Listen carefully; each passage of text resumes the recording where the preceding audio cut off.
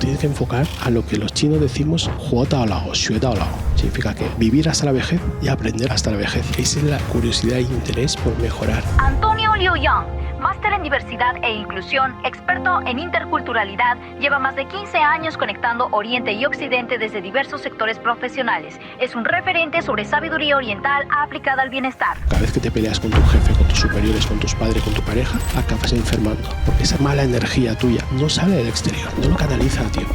Si quieres vivir de tu pasión, lo tienes que monetizar de alguna forma. Si no, no te vale.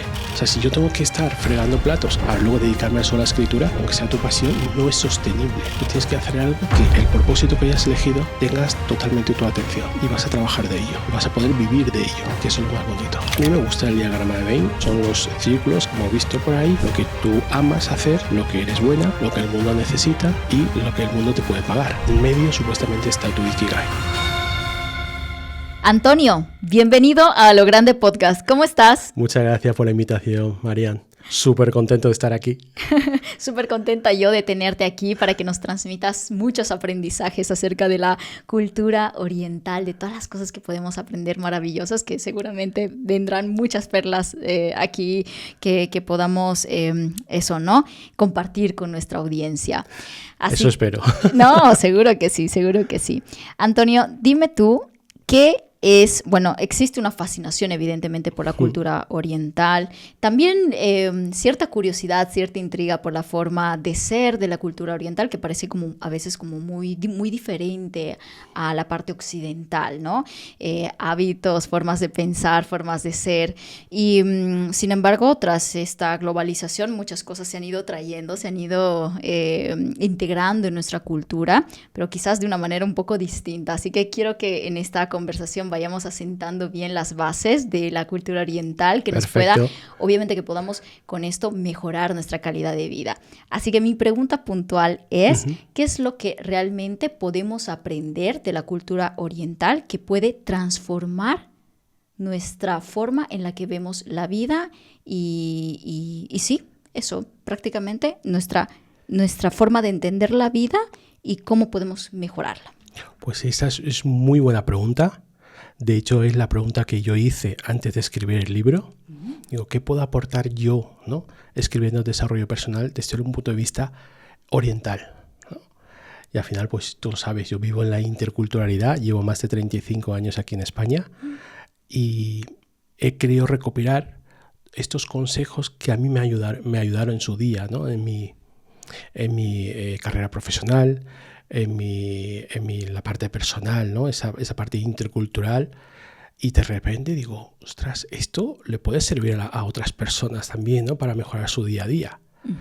Y pensando, pues recopilé muchísimos consejos, luego lo reagrupé y de repente digo, de todos estos consejos voy a salvar 15 claves de sabiduría oriental para mejorar cuerpo, alma y mente. Maravilloso. Y ahí salió el producto, ¿no? Que Sí, eso fue un momento sí. de lucidez. Digo, no necesito más claves. Con 15, si lo aplicamos las 15, más que suficiente. Wow, vamos a intentar explorar cada una de ellas aquí. Si nos hace falta, pues haremos una segunda parte, ¿no? Pero no, quedamos con lo más importante. Exacto, ya lo está. más importante de lo que podamos aquí abordar.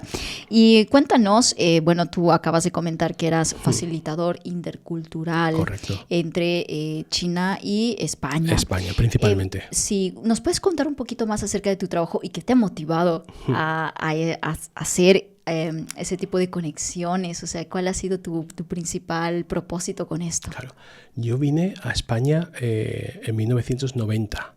Tenía 10 años, tenía una raíz, vengo de China, Beijing, de la capital, y tenía unas raíces muy arraigadas, ¿no? Como el dicho, que dice, puedes sacar un chino de China, pero nunca vas a sacar China de un chino. Y con esto conviví durante muchísimos años, y además a mí la cultura oriental me encanta. Empecé a aprender cosas de la cultura japonesa, la coreana, todo el sudeste asiático también, que viajo mucho ahí. Y después de tantos años aplicando una sabiduría diferente, me di cuenta que esto podía ayudar a más gente también. Y de ahí realmente dije, voy a escribir un libro. Y eso fue un momento de inflexión, ¿no? Porque yo siempre había trabajado, yo soy abogado de formación, licenciado en Derecho, con un máster en Diversidad e Inclusión, hago muchas formaciones interculturales para grandes empresas, empresas españolas, empresas latinoamericanas, para enseñarles de cómo trabajar en China o cómo llevarse bien con compañeros o amigos chinos, en ese sentido, ¿no? Para familias expatriadas a China. Y llega la pandemia, sigo haciendo formaciones online y de repente digo, ¿por qué no voy a recuperar algo que siempre quise hacer, ¿no? Que es escribir y publicar un libro, que son dos cosas diferentes? Una cosa es escribir un libro y otra cosa es que una editorial como Penguin se fije en mí como novel, ¿no? Y me publique el libro, que son dos cosas totalmente diferentes. Y durante la pandemia dije, voy a escribir ese libro que siempre quise escribir. De hecho, el enfoque del libro al principio iba a ser solo para emprendedores. Ah, mira. Claro, Porque profesionalmente acompañabas a... Claro, acompañaba a muchísima gente, empresarios. Tuve mi época de startups, hago mucha mentoría a futuros empresarios y de repente dije, ¿por qué no voy a hacer algo a lo grande, ¿no? Muy que es bien. ya pasar de emprendedores a desarrollo personal. O sea, cuerpo, alma y mente, que al final son los libros que yo leo, ¿no? Y de repente fue el momento de que me atacó el síndrome del impostor. ¿Quién eres tú para hablar de desarrollo personal? Digo, bueno, yo he leído muchísimas autores y autoras de desarrollo personal. Y dice, pero ¿qué más? ¿No? ¿Qué puedes aportar más allá de lo que ya habla la gente? Que son psicólogos, que son terapeutas, que llevan mucho tiempo en el mercado. Digo, bueno, yo puedo hablar de los mismos conceptos, pero desde el punto de vista oriental, que está por explotar. Y muchas veces la gente que va a fuentes orientales no son capaces de leerlo en su versión original, cosa que yo sí. Y conocía muchas más fuentes que la gente. Pongamos un ejemplo. James Clear con su bestseller Hábitos Atómicos, que lo que dice, ¿no? Que los hábitos, si lo haces muy pequeños a nivel atómico, vas a hacerlo mucho mejor.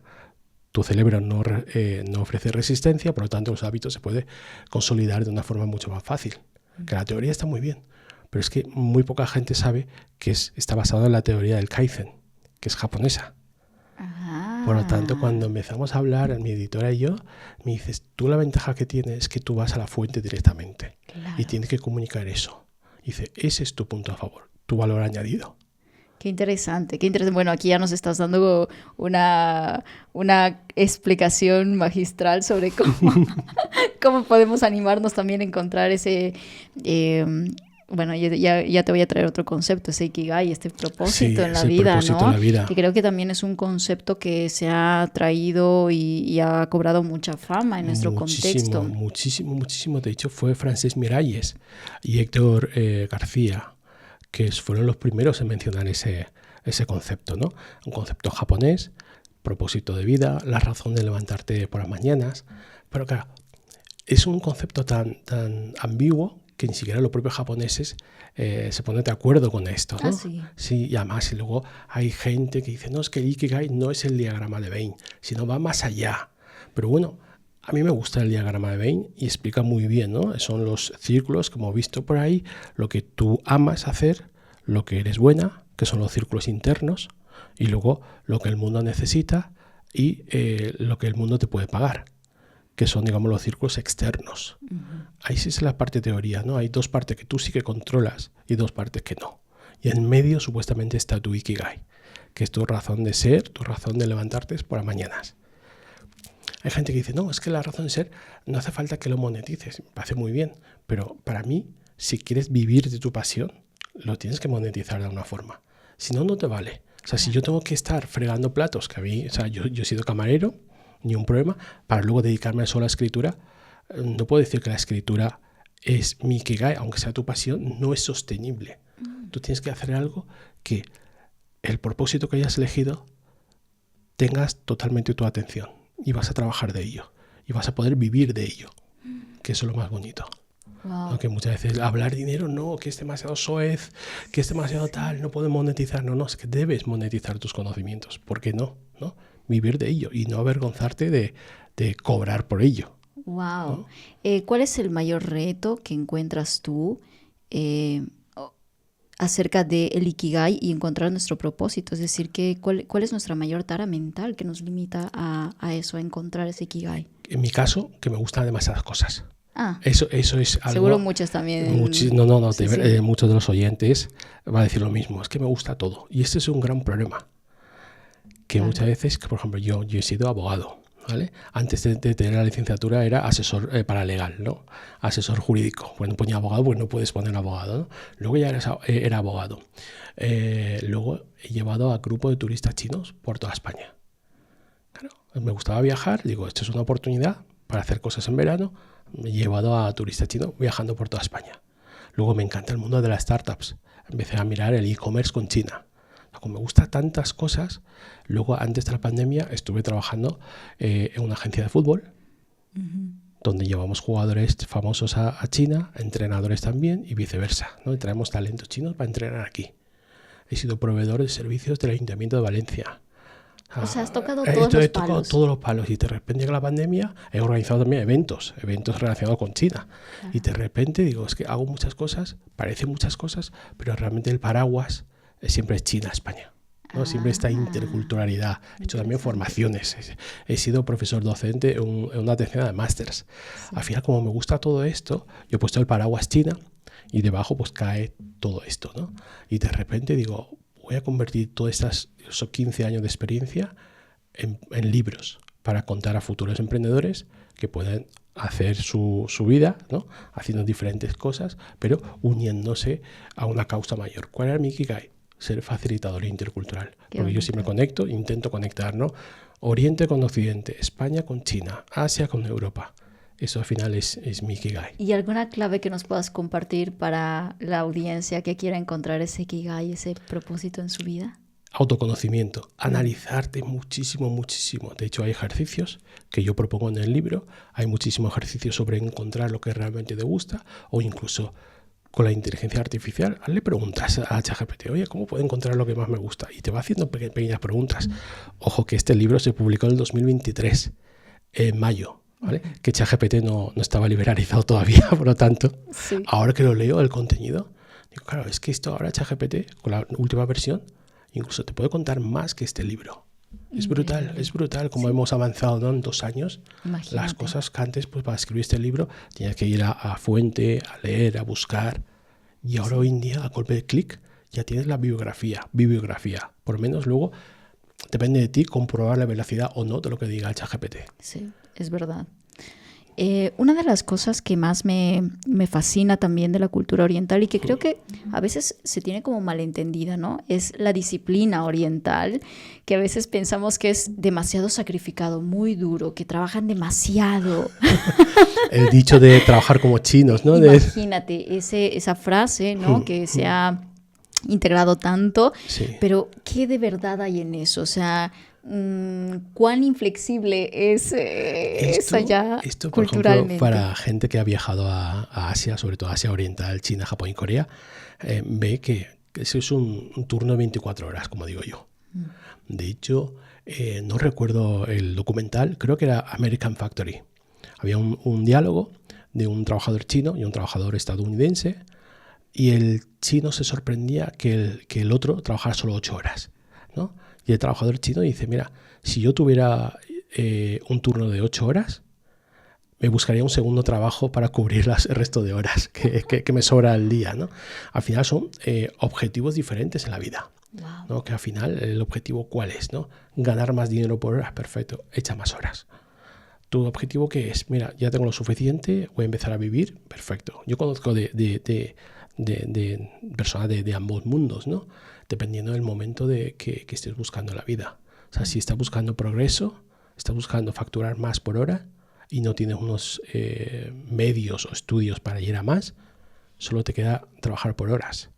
De hecho, hay un capítulo que yo hablo de Inemuri, ¿no? Que son las siestas que vemos cuando viajamos a China, Japón y Corea, que la gente se queda medio dormido y tal. Y que parece como que, uy, pobrecitos, están cansadísimos. Claro, y esto está permitido. De hecho, grandes empresas a la hora de la comida, ¿no? Del almuerzo, la gente come muy deprisa para luego echarse una siesta de 20, media hora. La siesta. O sea, que priorizan el descanso. El descanso, claro. Pero el descanso, en diferentes culturas asiáticas, por ejemplo en Japón, si tú estás haciendo Inemuri, ¿no? En el trabajo incluso, significa... Inemuri es ese pequeño... Microsiesta. Microsiesta, vale. Correcto. que los trenes, que incluso las oficinas. Se puede, está permitido. Está permitido porque supuestamente tú has trabajado muy duro para descansar y cortar el día en dos. De hecho, antes os decía que con el mundo del fútbol, en el Shanghai Shenhua que llevamos a Marbella a hacer la pretemporada, ellos después del almuerzo almorzaban muy pronto y teníamos unos 45 minutos de ahí para ir a entrenar. Pues todo el mundo se iba corriendo a hacerse una siesta de 20 minutos. Increíble. Sí, todo el equipo, desde entrenadores a jugadores jóvenes y más mayores. Sí. De hecho, personajes históricos como Winston Churchill, Thatcher, todo hacia la siesta. Porque te decía, es que así parto el día en dos. Tu mente se resetea y vuelves a estar súper bien por la tarde. Sí, ¿y cuánto tiempo son esos 20 minutos? 20 minutos, al final muchas veces in-memory es como una siesta consciente. De hecho, que no necesitas entonces dormir en realidad. No hace falta dormir, hace falta. Claro, es que el momento que duermes te vas ya a un turno de más. Claro. O sea, y el cuerpo ya dice, y te levantas un poco cansado. Demasiado. Sí. Pero estos 20 minutos, como una meditación activa, incluso yo muchas veces lo practico con una meditación guiada de 20 minutos, con los ojos cerrados, estado en paz, recargas mucho las pilas. Wow. Pero muchísimo. Es algo que yo recomiendo muchísimo. Pues maravilloso, es una cosa. Pero, y esto se lo puede hacer en cualquier sitio, entiendo. O sea, si no te da vergüenza y no tienes miedo que te pase nada. De hecho, yo cuando vuelvo a China, muchas veces voy con ojos de turista. ¿Vale? Y me gusta mucho y saco fotos. De hecho, yo cuento en el libro que entro a una tienda y veo que el dependiente está durmiendo encima del mostrador. Y yo, para no molestar, salgo. Se hace ruido, digo, no voy a despertarle en su momento de descanso y le hago una foto a escondidas. Digo, eso yo luego mis alumnos, ¿ves que la gente hace? Incluso gente en el metro, gente duerme en el banco. ¿Y realmente se puede descansar en esas posturas? Porque claro, uno debe pensar, es que necesito una habitación, silencio y tal. Sí, pero luego te acostumbras, porque al final son los 10 minutos que realmente cuando te entra mucho sueño, pues es verdad que la gente que está en los puestos en la tienda son muy sufridos. A lo mejor se ha levantado a las 5 de la mañana para llegar a donde está. Y después de comer le entra sueño y dice, venga, vamos a hacer 15, 10 minutos de siesta, micro siesta, y luego recargo las pilas y sigo adelante. Sí. De hecho, el tema sacrificio también es intercultural. Desde aquí vemos sacrificio, pero desde ahí vemos un estilo de vida.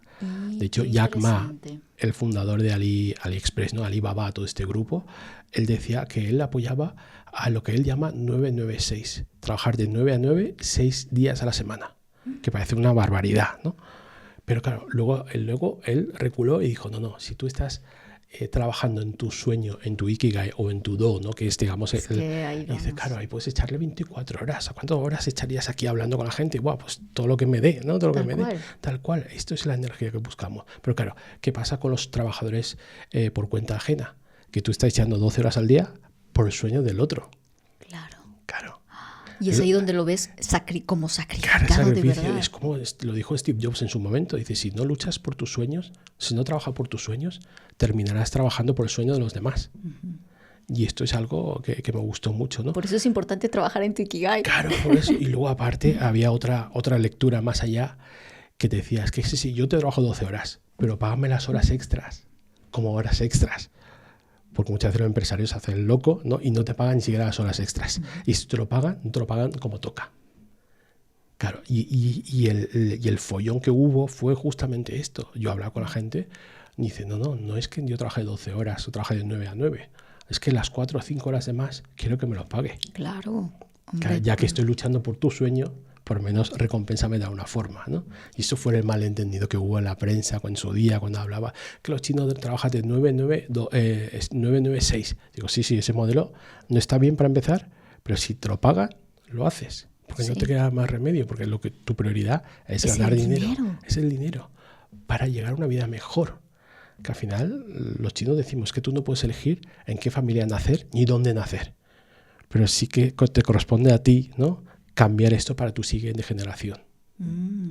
Y además eso va con los valores familiares confucianos, ¿no? Como tú estás haciendo algo para que tus hijos no pase por aquí, no haga lo mismo, para que sea alguien que trabaje con la mente y no con la mano.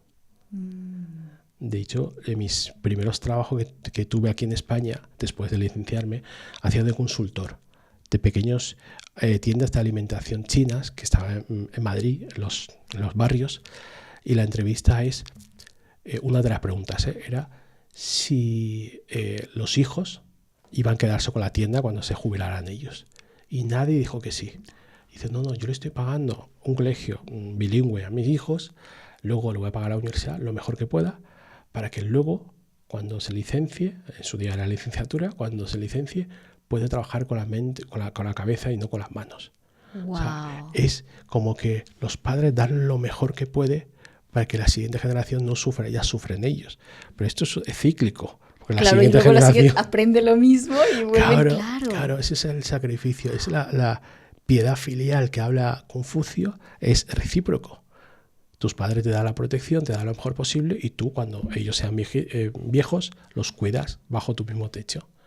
Claro. Al final esto es un valor familiar. Qué interesante. Sí, totalmente diferente a lo que muchas veces conocemos lo que pensamos aquí. De manera superficial de lo que es sacrificio y hasta pensamos que es algo malo, claro, pero es algo muy integrado en pero para ellos tiene un propósito. Exacto. Cuando haya propósito, Marian, es lo más importante para mí, ¿no? Hacer por una razón. A lo mejor no es tu razón, es la mía o de otra persona, totalmente válida, ¿no? Mientras que mis razones es como ahora con el boom, es que no quiero consumir productos chinos por X razones, por los aranceles, por tal. Digo, vale, pero sé fiel a tus convicciones, a tus valores. Si tú me dices que no quiero consumir nada chino, yo te compro la idea y te apoyo, pero hazlo de verdad.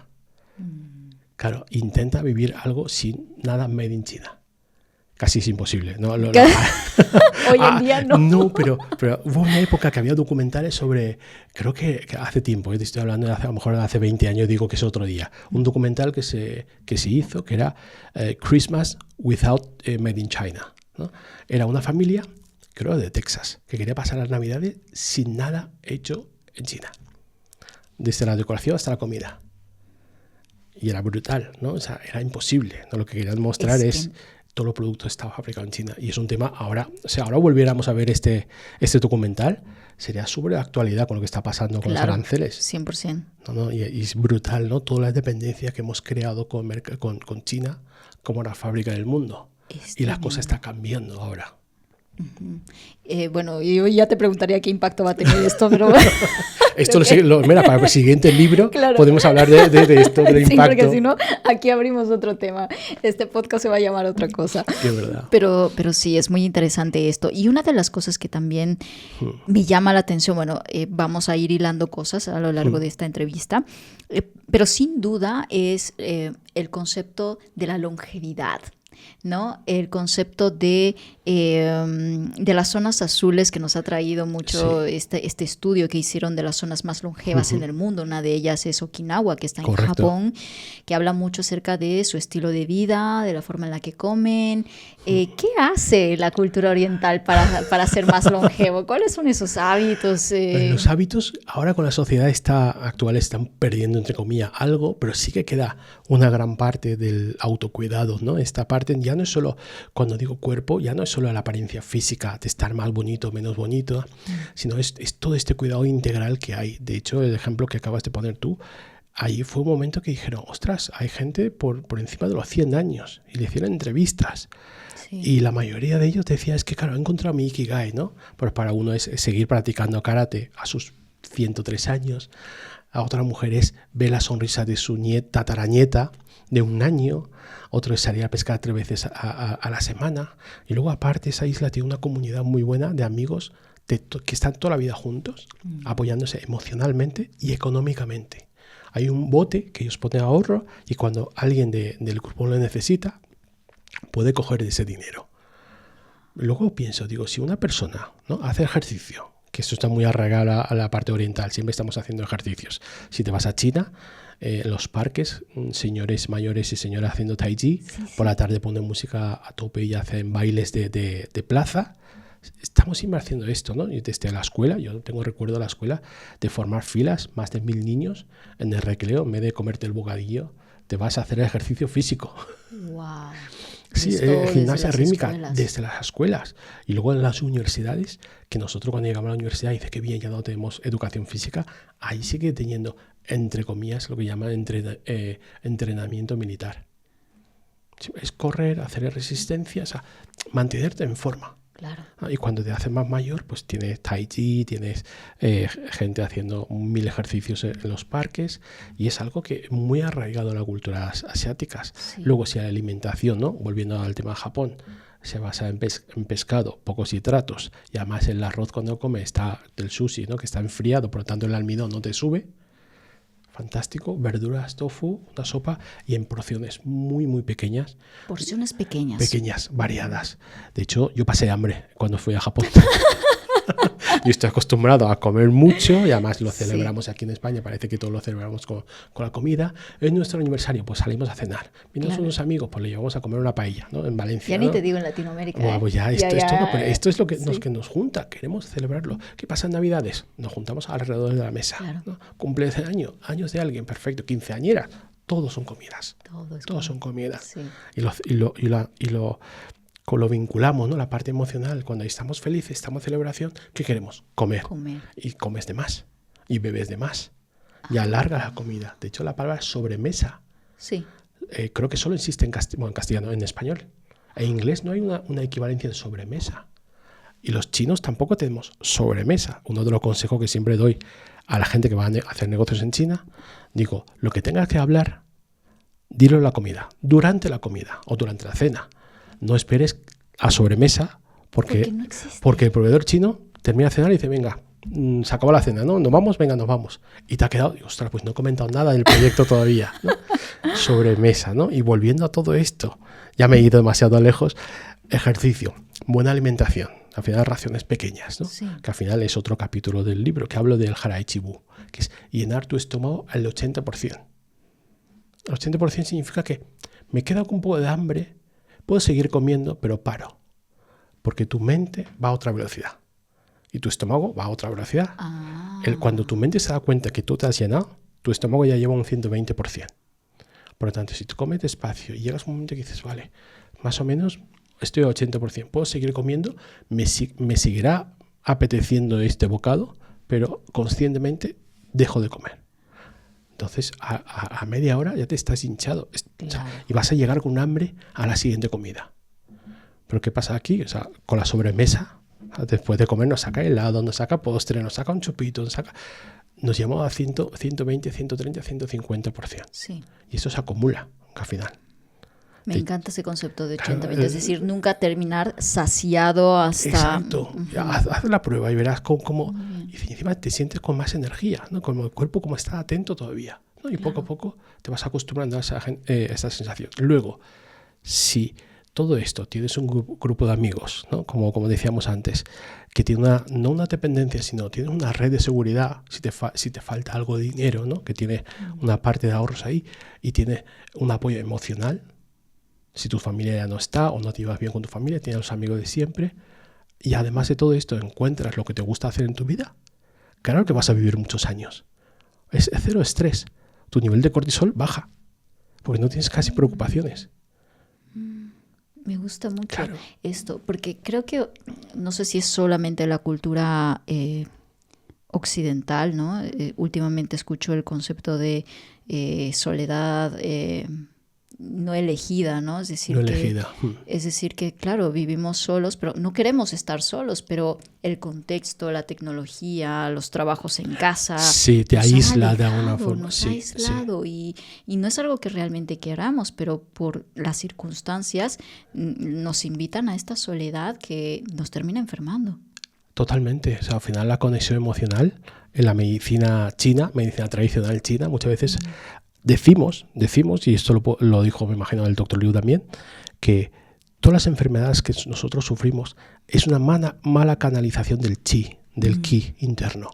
Claro, si tú estás enfadada, si tú estás cabreada con el mundo o cualquier persona, si no sabes exteriorizar esa parte negativa, te acabas explotando dentro. De hecho, tenía un amigo, cada vez que su jefe le echaba una bronca de las gordas, él enfermaba.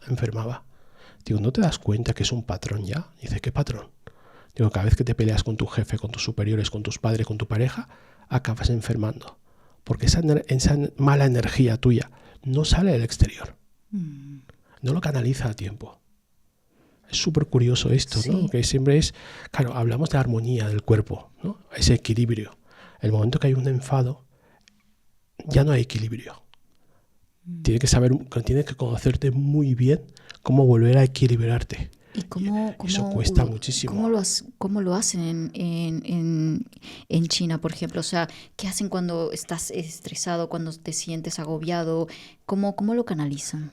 A veces lo canaliza cambiando un poco la alimentación, porque tu cuerpo empieza a ver síntomas. Sí. Por ejemplo, nosotros hay una expresión que no hay traducción, que es shanghuo. Shanghuo significa que el fuego interior te ha subido, se ha elevado el fuego interior.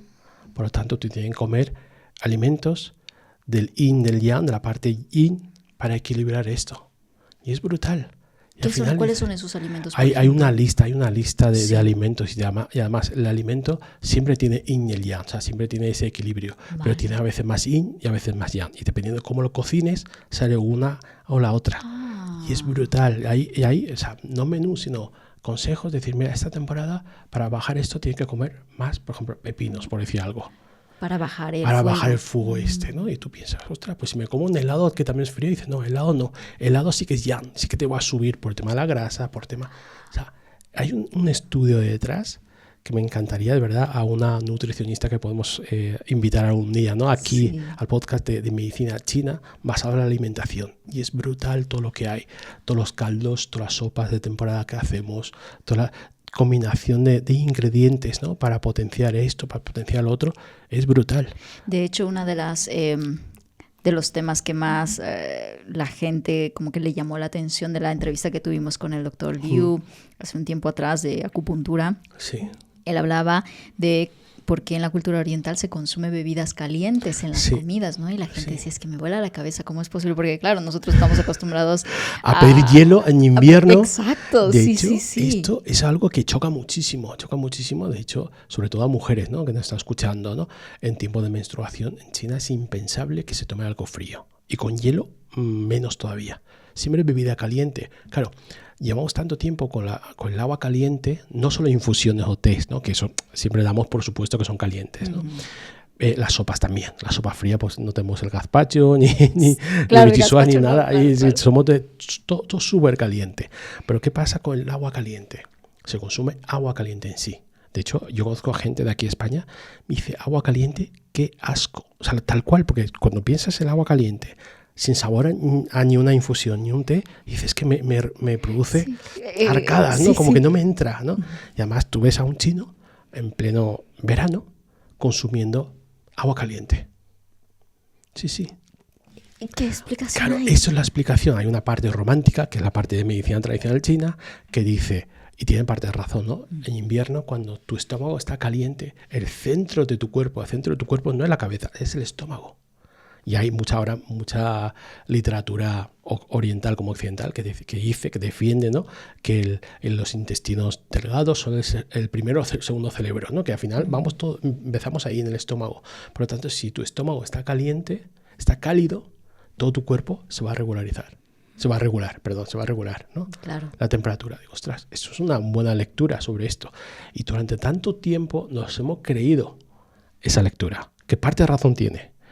Pero hace poco que estuve investigando con gente, me dice, eso es una de las razones, ¿vale? Que está bien. Pero hay otra razón, que es históricamente para consumir el agua, para que sea potable el agua, en Occidente, ¿qué hicieron? Embotellarlas. Wow. Filtrarlas y embotellarlas. ¿Qué hizo China? Sí. Que fue una decisión histórica. En vez de embotellarlas, lo que hizo es hervir el agua para matar los gérmenes. Claro. Y luego dejarlo frío. De hecho, en los 80, yo crecí en Beijing, de los 80, Beijing, capital, en los colegios, en los sitios públicos, fábricas y tal, hay un encargado de la caldera, que es un bidón gigante de agua, y él es el primero que llega, enciende la caldera, hierve agua para toda la fábrica. Y tú llegas con tu termo de 2 litros, llenas tu agua y te vas a tu oficina para hacer té. Y además es el termo clásico, con la bombilla dentro, y puede aguantar 8 horas de agua caliente, hirviendo. Claro. Y no había agua embotellada en los 80 en Beijing. Claro, ni agua mineral ni filtrada, era agua hervida. De hecho, la última caldera pública que había en Shanghái se cerró hace un par de años. Y lo que hacía era abastecer a los trabajadores a tener agua potable durante su jornada laboral. Cada uno llegaba con su termo caliente y por céntimos, creo que varía el litro a céntimo y algo, ¿eh? No recuerdo bien, pero es un precio simbólico. Lo que haces es proceso de agua de grifo, hervirlo, para asegurarte que no haya gérmenes. Y eso es la historia que hace poco lo vi publicado. Digo, es que tiene toda la razón. Quizás más que la parte de medicina tradicional china, ¿no? Al final, Dos Mundos ha hecho dos cosas diferentes para que el ser humano no enferme con el agua corriente. Qué interesante. De hecho, en Beijing hay uno de los museos, pues si algún día vais y ya os hartáis de la ciudad prohibida, de la gran muralla de Tiantan y todo esto, dice, id al Museo del Agua Potable en Beijing, que es un museo que te cuenta toda la historia de cómo bebía agua potable en los 80, los 90, cómo llegó todo esto. Wow. Y es otra historia que muy poca gente lo sabe. Sí, de hecho, la mayoría de los chinos, yo me sigo creyendo que el agua caliente es beneficioso para tu cuerpo, que sí lo puedan demostrar, pero la historia real que hay detrás es justamente eso, ¿no? Para que el agua lo puedas consumir, teníamos que hervirlo. De hecho, yo de pequeño, mi abuela hervía el agua y lo dejaba enfriar para que lo podía beber. Claro. Bueno, pero ya te lo tomabas frío, ¿no? Exacto, ya te lo tomabas frío, porque cuando era niño es que me quema, abuela, no sé qué, pues espérate que se ventile un poquito, ¿no? Pero era el proceso justamente de asegurarte que el agua se podía beber, que esté limpia. Muy bien, wow, me encanta. Y cuántas cosas interesantes. Hay muchas cosas. Me encanta. Pero ya me he apuntado el de los alimentos. Yin y el yang para compensar la dieta. Sí, esto es algo para seguir explorando, pero maravillosamente. Y bueno, otra cosa que también trajiste aquí, que me interesa bastante. Tú dijiste que, bueno, en Occidente es verdad, ¿no? Todo nuestro actuar se basa en nuestras relaciones se basan en el tema de la comida como el centro, ¿no? En Oriente, ¿qué es? ¿Cuál es el motivo para unir a las personas? Mira, hay un capítulo que hablo del Guanxi, que es muy parecido al networking muchas veces, ¿no? Claro, eso está muy bien para los empresarios, sobre todo. Te das cuenta que esto se escribió pensando, ¿no?, en más ayudar a los emprendedores, empresarios que van a hacer negocios a China, sobre todo a China, porque el Guanxi es un término bastante arraigado en la cultura china. Al final es un tema de quid pro quo. Hay empresarios que van a la feria de Cantón, vuelve con 500 tarjetas de visita. Me dice, Antonio, ya tengo Guanxi. Digo, no, tú tienes 500 trozos de papel con información personal. Todavía no tiene Guanxi. De ahí a tener Guanxi pasará muchos mails, muchos vaivenes, muchos enfados, 1000 cosas más por medio. Pero es verdad que nosotros somos muy de relacionarnos. Sí. Porque antes de hacer negocio contigo intentamos, vale, vamos a ser primero amigos, luego veremos si hacemos negocios o no. Y es un enfoque totalmente a largo plazo. Y cuando entre tú y yo no hacemos negocios, la amistad se queda. Porque muchas veces no sabes cuándo vas a volver a necesitar a esa persona. Por lo tanto, en China nunca cerramos una puerta del todo. A lo mejor puede pasar muchos años y de repente digo, oye, María, ¿te acuerdas que hablamos en su día? Y de repente podemos volver a conectarnos. Vale. ¿No? Lo que yo aconsejo también es mantener estas relaciones. Aunque sea a distancia, de amistad, a través de WeChat, a través de miles de redes sociales que tenemos, es tener ese contacto positivo con la gente, porque nunca vas a saber cuándo vas a necesitar de esto. Por eso es la construcción. Que luego, durante la construcción del Guanxi, de lo que estamos haciendo, terminamos comiendo como aquí, seguro. Porque al final el protocolo que manda es ir a comer, ir a cenar. Y cerrar tratos ahí. Y cerrar tratos ahí durante la comida. La comida. Y de hecho, yo muchas veces el consejo que le doy a la gente, digo, ojo, la reunión del miércoles por la mañana se empieza con la cena del martes por la noche.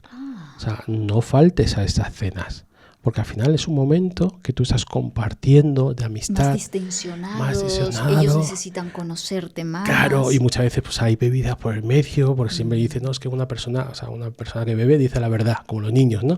Ay, claro, por eso los hacen beber. Los hacen beber, y de hecho, dependiendo si vas al China más del norte, sigue bebiendo muchísimo. De hecho, eso es algo que digo, yo hace mal mucho, hábito, ¿no? muy mal hábito, pero claro, pero a ver quién aguanta más. Además, al final es un juego, ¿no? Del protocolo. Si tú dices, oye, es que yo no bebo nada, pues tampoco pasa nada. No, ni un trato no se ha cerrado porque tú no has bebido, ¿no? Vale. Pero sigue habiendo mucho juego de insistir en beber, de brindar juntos, de pequeños discursos, de esto va bien, esto... La amistad que hay, jugamos mucho con esto. Vale. ¿Algún consejo que nos puedas dar? Como, bueno, si alguien aquí interesado está, mira, justo tengo que cerrar un trato, ¿no? Importante, ¿qué es lo que no pueden faltar? ¿Qué es clave para ganarse la confianza? Yo siempre digo, en el fondo, tú tienes que tener algo que a la parte china le interese. Eso es fundamental. Porque todo lo demás es accesorio. Si tú no tienes un producto que realmente le interese o un servicio que por mucho que bebas, por muchos que comas, no va a haber, ¿no? Pero si tienes algo que le puede interesar y otro que no tiene nada que interesar, si haces algo de más, siempre vas a ganarte al cliente chino.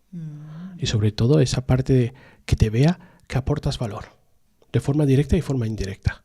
Porque si hablamos del Quanxi, de construir ese networking, esa amistad, ¿no? Que empieza luego, que terminará haciendo negocios, puede ser que no sea este negocio. Puede ser que la persona que tienes enfrente se vaya a otra empresa y se lleve tu contacto. Y entonces, ¿cuándo vas a poder hacer cosas? Puede ser que esa persona tenga un hijo o hija pensando en estudiar en Barcelona o Madrid y de repente tú vives en España, claro, y tú le puedes, entre comillas, ofrecer a ser su tío de España para echarle un ojo a su hijo o su hija cuando venga aquí a España a estudiar. Claro, son pequeñas cosas más allá, ¿no? Todo lo que te pueda aportar valor deberías ofrecerte. Muy bien. Claro. Y tú, como parte interesada, también tienes que estar muy atenta a las necesidades que te plantea la otra persona. Exacto. Volvemos a hablar de culturas de alto y bajo contexto. ¿Cuál es de alto contexto? ¿No? Que realmente tú tienes que ver todo el contexto, ¿no? Todas las cosas indirectas que te está diciendo, todas estas pistas que son silencios que no te dice, pero está ahí. ¿Sabes? Imagínate una persona que dice, oye, ¿qué tal el tema de las universidades ahí en Barcelona? Claro, es una pregunta súper directa, pero eso es lo que ha dicho, pero lo que ha querido decir, tú estás pensando, vale, si me pregunta esto, que no tiene edad para estudiar a España, pues seguramente tendrá alguien que le interesa venir a estudiar. Por lo tanto, yo tengo que hacer ese papel de decir, mira, yo tengo contactos en la Universidad X y además mi casa, vivo muy cerca de la UAB, no por decir algo, ¿no?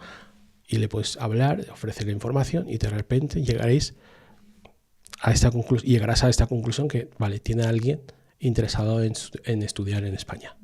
Por lo tanto, ahí te ofreces. Aunque luego no haga nada más que, entre comillas, estar presente. No te vas a meter el estudiante chino a tu casa, esto no va a pasar, pero con que tú estés, él ya se queda contento. Interesante.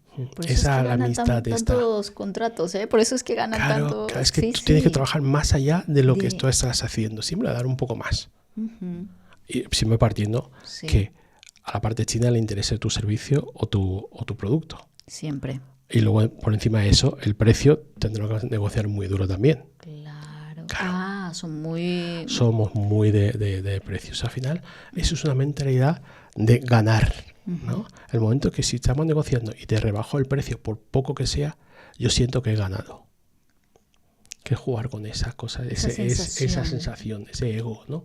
Sí, que todos lo tenemos. Todos lo tenemos. Y de hecho, la mesa de negociaciones, yo he visto muchas, he participado muchas, y al final digo, si es por el ego, renúnciate a algo que sea muy pequeñito. Qué guay. Claro, pero bueno, esto como es un enfoque muy empresarial, te digo que eso hay muchos trucos, muchas cosas para hacer. Aquí va a haber una segunda parte muy guay. Cuando saque el siguiente libro, volvemos aquí y hablamos en muy detalle sobre esto, porque yo creo que a la gente le puede interesar mucho. Totalmente. Es que me parece a mí, oro en bruto, como se dice, ¿no? O sea, que hay muchas cosas que explorar aquí, interesantísimas.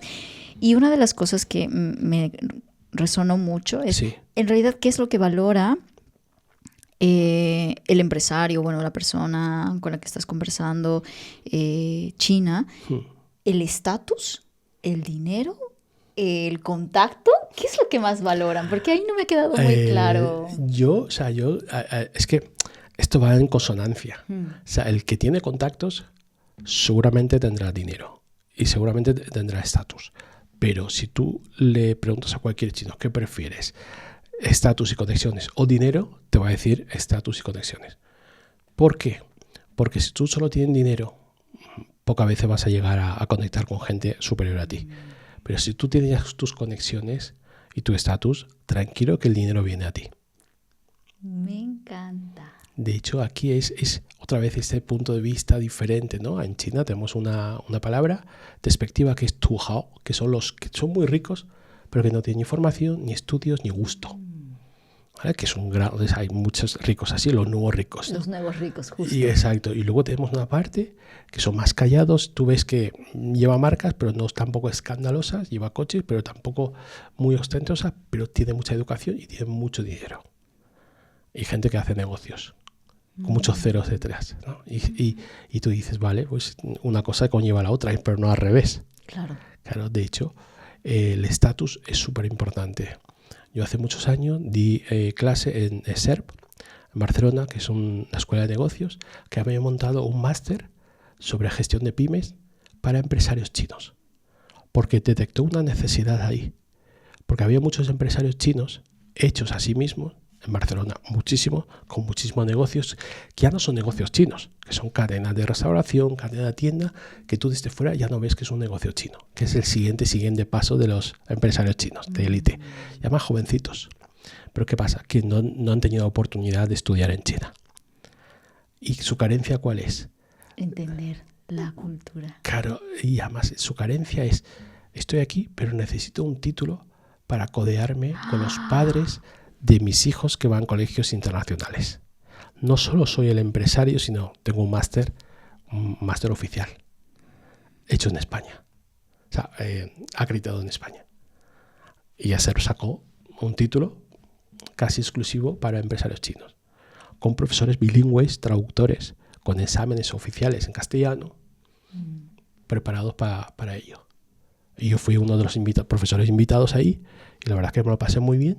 Y dije, claro, esta gente que lleva coches de última generación, gamas muy altas, que tiene media Barcelona, al final son alumnos míos, ¿no? Que al final me llaman profesor Liu, ¿no? Por ese respeto, ¿no? Esa jerarquía otra vez confuciana. Porque al final tú estás transmitiendo conocimientos más allá de lo que conocen ellos. Claro. Y es brutal, porque lo que necesitaban ellos es esa carencia que no ha tenido en su día, ¿no? De estudiar, lo ha tenido aquí en España.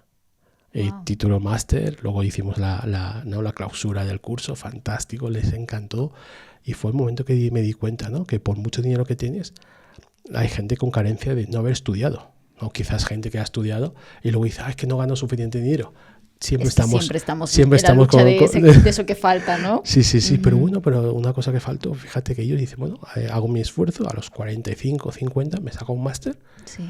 Con todas las dificultades que conlleva, de dejar su negocio y venir todos los jueves a escuchar, ir a clase, hacer los exámenes, gente con diccionario, gente con intérprete, incluso se trae su intérprete por si no entendía las cosas, y fantástico, sacamos varias promociones. Qué guay. Acabas de decir algo que también me llamó mucho la atención, y es el concepto de jerarquía. Sí. Wow. Tema también. Tema. ¿Qué podemos aprender sobre cómo ellos ven la jerarquía, esto, ¿no? Del rol del jefe o el rol del padre, el rol del abuelo, ¿no? Que parece que tiene mucha presencia a diferencia de otros contextos. ¿Qué aprendizaje podemos sacar nosotros de esa forma de pensar? Que al final son, como digo yo, culturas diferentes. Siempre parto que no hay culturas peores ni mejores. Simplemente son formas diferentes de funcionar, y funciona monoculturalmente. Cuando es intercultural tenemos que ver si la persona de aquí, por ejemplo, tiene una jerarquía o distancia con el poder, que es el término más académico, ¿no? Más horizontal, y se tiene que ir a un país de cultura más vertical, ahí va a tener problemas. Claro. ¿No? Y esto lo cuento en mis formaciones interculturales cuando mando a gente, ¿no? De grandes empresas, tanto españolas como LATAM. He trabajado para Bimbo de formador, para SEAT, para Repsol, Airbus. Todas estas grandes empresas, cuando manda a un expatriado a China, yo les hago la formación intercultural. Y la distancia con el poder es una de las cosas que siempre tengo que explicarlo desde cero. Claro. Les hago ver, oye, la sociedad china es totalmente vertical desde el colegio. Bueno, mejor dicho, desde la familia. Tus padres, lo que digan ellos, van a misa, ley. Claro. Tus tíos también, tus primos, que tendrán a lo mejor un mes de vida más que tú, hazle caso, es tu hermano mayor. Cuando llegas al colegio, tus profesores, la policía, los políticos, tu jefe. Claro, tú llegas a una vida que te ha enseñado obediencia desde pequeño. Ahora, de hecho, si te vas a otra parte del mundo, Alemania, por ejemplo, yo tengo una amiga que se llama Nancy Bravo, que ella es formadora intercultural, especializada en cultura mexicana. Ella vive en Alemania desde hace ya más de 20 años. Tiene una hija con un señor alemán que se llama Frida. Y ella me cuenta, me dice, Frida, desde pequeña, cuando hacemos una reunión de padres en el colegio, el director habla a la niña y los padres se quedan escuchando. Cuando se enferma, lo llevamos al médico y el médico conversa con la niña. Y ellos se quedan escuchando, ¿no? Y me contó esto como, a diferencia de la cultura mexicana o la cultura española, ¿no? Que ella también conoce. Digo, es totalmente al revés con China. Y ambos dos imaginamos un supuesto de hecho, un escenario. Digo, imagínate ahora Frida se va a China a trabajar. Desde pequeña le ha enseñado autonomía, ¿no? Mujer empoderada.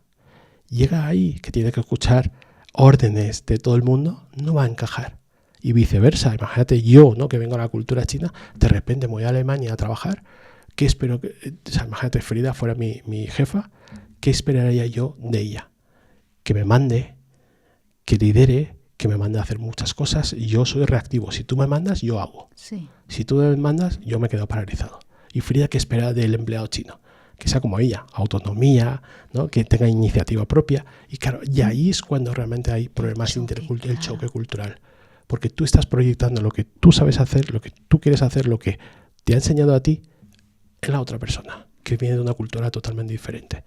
Y ahí viene la frustración, si no te comunicas a tiempo. Sí. Y hay métodos, hay dinámicas para trabajar un equipo intercultural. Y esto estoy hablando de uno en uno. Imagínate que de repente, ¿no? Somos 5 y 5. O estamos, como el caso Bimbo, ¿no? Que está en sudeste asiático y ni uno es del país de donde están. Entonces, ¿con qué reglas jugamos? Y fue el momento que dijeron, con las reglas de Bimbo. Muy bien. Y eso es un punto intermedio. Esa es la solución. O sea, tú mientras estés aquí, jugamos con las reglas de Bimbo, no con las reglas chinas, ni españolas, ni mexicanas. Y el momento que tú sales de ahí, haz lo que te quieras. Claro. Y fue un momento de lucidez que dijimos, ostras, esto es la solución. Maravilloso. Porque cuando planteo esta pregunta, digo, vale, hay 8 personas de España y 2 chinos. Y vienen a España a trabajar. ¿Con qué regla jugamos? Dice, con las españolas. Son mayoría y encima estamos en España. Digo, vale, 5 y 5. La gente empezó ya a dudar. Dice, bueno, siendo 5 y 5, pues jugamos con la española porque estamos en tierra española. Digo, vale, vamos a Portugal, 5 y 5, ¿qué hacemos? O 10 personas de diferentes nacionalidades, que son de gestión de equipos multiculturales, ¿no? Y entonces, digo, tenemos que crear una tercera cultura, que no es ni la tuya ni la mía, sino una tercera, que ambos dos estamos a gustos trabajando. Y liderado con una persona, un líder, un jefe, que tenga una competencia intercultural muy alta. Y también se puede entrenar, ¿eh? Al final, todo esto que estoy hablando son habilidades que se pueden entrenar, claro, que es la parte positiva, mientras que tu actitud, ¿no? Tu forma de pensar sea la correcta, que tenga unos conocimientos básicos sobre otras culturas, las habilidades se pueden entrenar. Claro, lo que pasa es que si tú no tienes las actitudes suficientes o no quieres cambiar tu forma de pensar, ahí es lo complicado, porque muchas veces somos tan enocentristas que es lo mío es lo mejor, lo mío es universal, lo tuyo es que no tiene ni comparación. Es que muchas veces cuando yo intervengo ya tiene algo de experiencia con trabajadores chinos y muchas veces es que los chinos no saben hacer esto, los chinos no me entienden. Y cuando después de 8 horas de formación se da cuenta que, ostras, los chinos también saben hacerlo, los chinos tienen sus razones de hacerlo. Yo muchas veces lo digo, es que los chinos hacen cosas basadas en sus propias razones, que razones igual tú no lo entiendes, sí, pero tienen sus razones.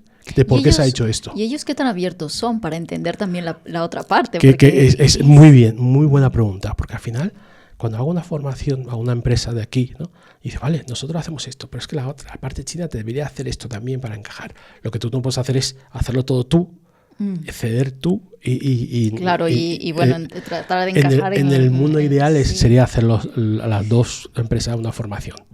Lo que pasa es que la parte china, en cuanto a formación, todavía no toco casi ni una empresa que esté abierto o quiera hacer esta formación, porque entiende que es innecesaria y le hace falta. Es como aquí hace 20 años. Hace 20 años le dices, te enseño cómo trabajar en México, y dice, vamos a ver si yo hablo español. Claro. Y le da igual, ¿no? Un empresario va ahí, LATAM, triunfe o fracase, es cosa suya. Ahora ya no, ahora sí que contrata un asesor, un mentor, un consultor, un formador intercultural para limar esas pequeñas diferencias.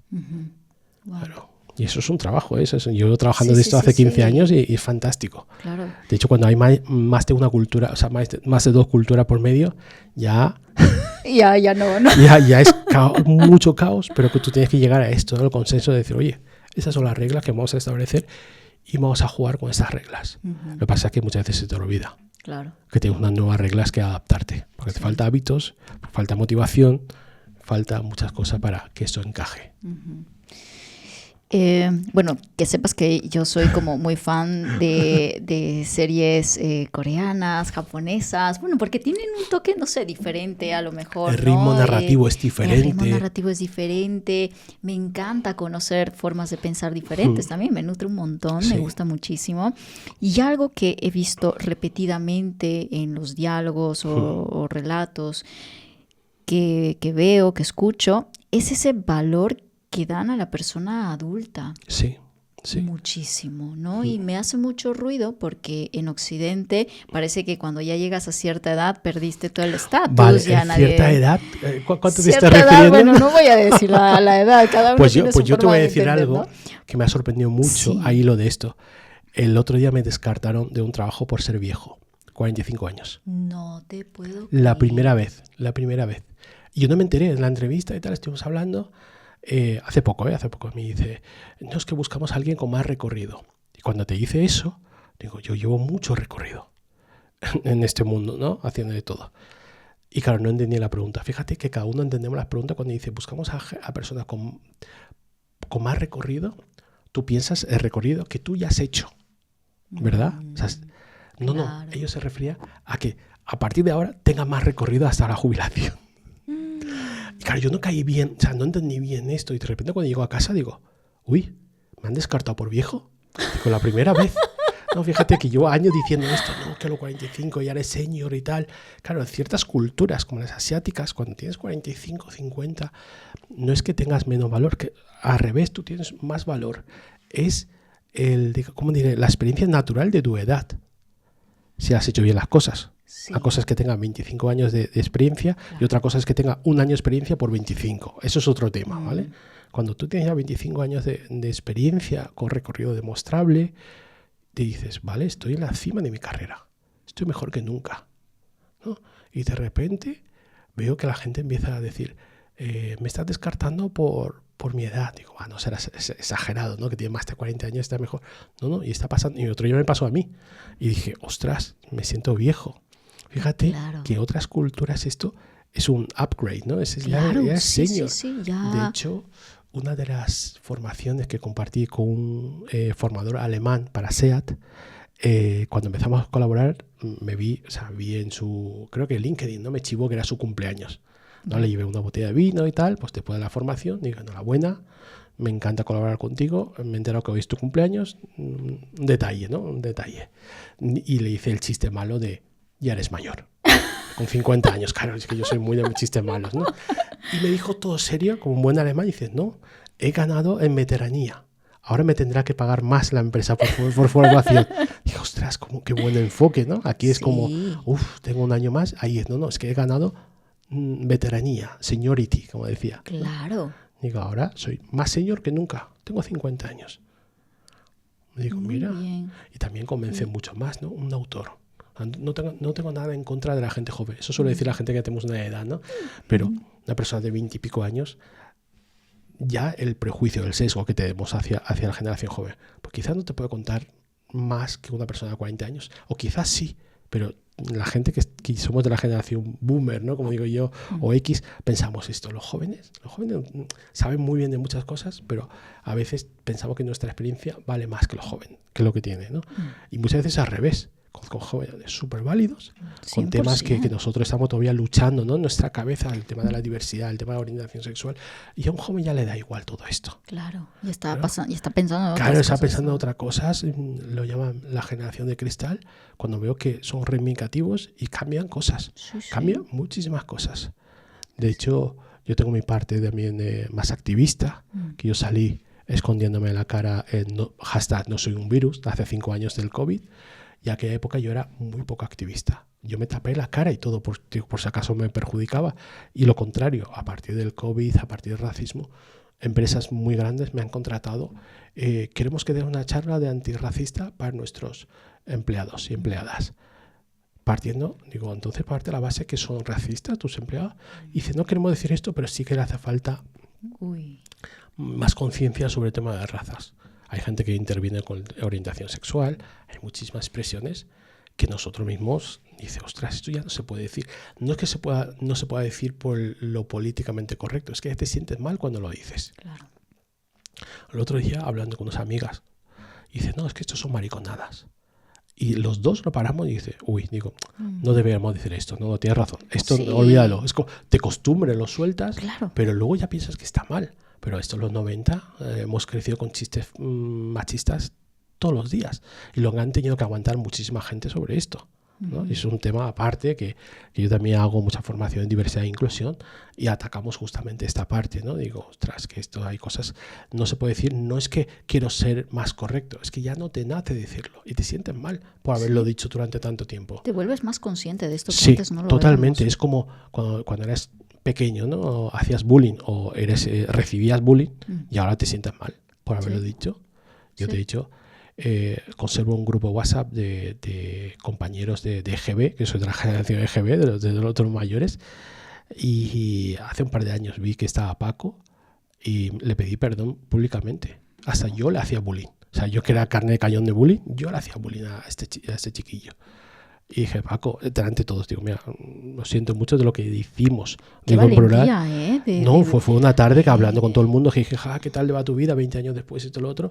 Y me vino a la cabeza de los momentos que maltratábamos a ese chaval simplemente porque era él. O sea, tampoco hacía nada fuera de turno. No, es que si te pones a pensar de joven, haces muchas cosas sin una razón alguna. Sí, pero fue el momento que dije, le voy a pedir perdón. O sea, voy a liderar ese perdón. Y de hecho, luego casi toda la clase le pedimos perdón al chaval. Digo, es que lo quiero hacer, porque, o sea, también de forma egoísta, ¿no? De descansar yo por dentro, de decir, oye, en su día, es que claro, no piensas dice, ¿por qué lo hacía? Pues no lo sabía, yo no lo sabía. O sea, igual que, ¿por qué la gente se metía conmigo cuando yo estaba en el colegio? Porque era chino, ya, pero es que no es razón para que se meta contigo, ¿no? Y te das cuenta que te había marcado mucho de joven estas cosas. 100%. Y no quiero imaginar, Paco, la infancia que tuvo debido a los desgraciados que éramos nosotros con él. ¿Sabes? Que es algo que tú no puedes recuperar, ¿no? Y son momentos que digo, ostras, ahora que pretendo ser buena persona, ahora que escribo libros sobre desarrollo personal. Ser una persona íntegra en todos los sentidos. Sí, llega un momento que digo, no, tengo que pedir perdón a ciertas personas. Wow. Hay bueno, no sé, todo el mundo conoce el Kung Fu, ¿no? El Kung Fu, que bueno, ya lo hemos visto en alguna película, lo vemos como una disciplina también, ¿no? Pero yo creo que el Kung Fu tiene algo más allá que ser un deporte, una disciplina. Sí. Es una forma de pensar. ¿Qué podemos aprender acerca del Kung Fu? Es una forma de pensar. Yo con el Kung Fu siempre digo que aparte de todas las películas que veis, ¿no? La serie, el mito que hay detrás de actores como Jackie Chan, Bruce Lee, Jet Li, toda esta gente, es una disciplina. Y si tuviéramos esa disciplina para aprender a aplicarlo al aprendizaje, que hablo de mente como herramienta para aprender, yo cojo el Kung Fu y digo, el Kung Fu hay muchos estilos diferente, ¿no? Uno que enseña solo patadas, otro solo puños, otro armas. Pues esto es como el aprendizaje. Tú, ¿cómo eres tú aprendiendo? O sea, aprendiendo cualquier cosa, sea idioma, sea una destreza, tienes que cogerte el Kung Fu, ese pensamiento de decir, oye, a mí me va mejor las armas, pues perfecto, pues vete a la parte de las armas. Es que a mí los puños se me da bien, pues perfecto. O sea, aparte de lo básico, cada uno elige su estilo. Y el aprendizaje también. O sea, todo el mundo, lo básico sabemos aprender. pero de repente, oye, tú eres mejor escuchando que leyendo. Por lo tanto, céntrate en podcast, ¿no? En cosas de oído, porque te entra más.